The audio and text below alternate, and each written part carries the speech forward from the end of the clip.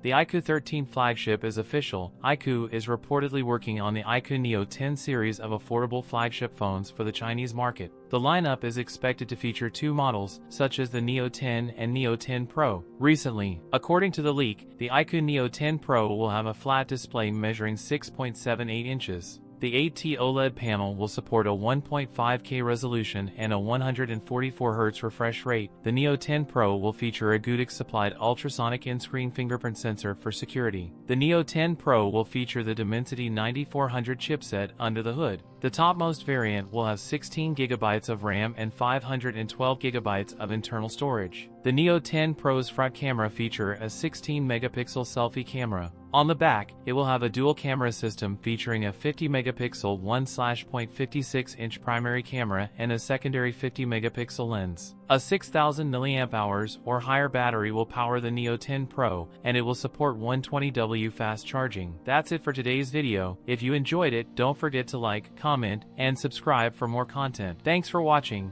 and I'll see you in the next one.